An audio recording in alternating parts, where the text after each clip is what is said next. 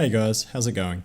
So I've been asked a lot recently to show my current controller or sensitivity settings. And I haven't done a video like this for a while, so there have been a few changes. What we'll have a look at today is a brief run through of the different settings and the benefits of having them set to where I currently have mine. Again, if you're here simply to see what my current settings are, just check out the photo links in the description of this video. If you do find this video helpful, please give me a thumbs up. It definitely supports me and helps me to get my content out there. So let's get straight into it. I definitely recommend a Type B controller setup. The main difference is a more natural aim down sight mechanic. That is that you hold the trigger to aim down sights rather than having to toggle. I feel that this gives your overall settings a more authentic first person shooter type feel. I personally invert my Y-axis. This is purely a preference and I feel that it holds no benefit from a gameplay point of view.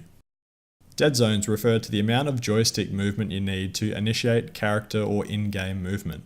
So higher dead zones mean your joysticks will be less responsive to input. I have my right stick dead zone set to 4, as this is the joystick that controls your aiming. Anything lower I feel is just too jumpy and sensitive for my liking. My left stick is set to 1, as there's more room for error with character movement, and you want this to feel as responsive as possible. Forward running sensitivity is set to the default of 10, that's worked fine for me so far.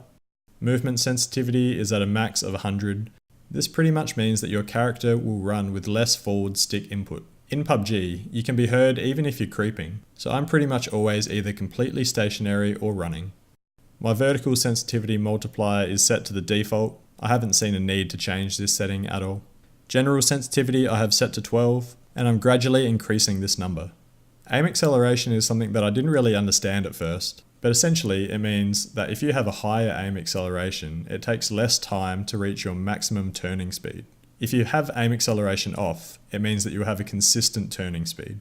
And if you have it on at a low value, it pretty much means that you'll have more or less a consistent turning speed, but you will be able to keep up with moving targets, for example vehicles. For this reason, I have my aim acceleration on, but only set to 1. You can see in the video here the different parameters for having aim acceleration on as low or high, as well as when you have it turned off.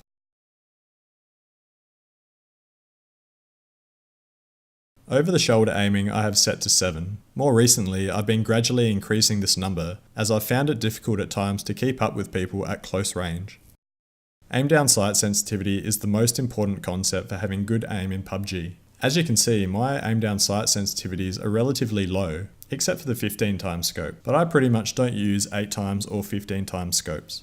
So in a nutshell, what you want is high general sensitivity and low aim down sight sensitivity, and that's how you get good aim. For this to be effective though, you do need to be able to settle your crosshairs on your enemy prior to aiming down sights.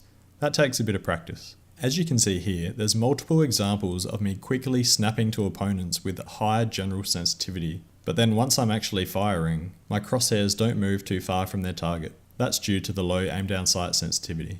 So that's pretty much it guys. As a recap, or if I were to choose my most important tips from this video, I would say that Type B controller setup is essential. Having aim acceleration on at a low setting is very useful for hitting moving targets, mainly vehicles. And a high general sensitivity combined with a low aim down sight sensitivity is the most important thing to have good aim in PUBG. But anyway, I hope you found this video useful. Have a great day, and I'll catch you guys in the next video.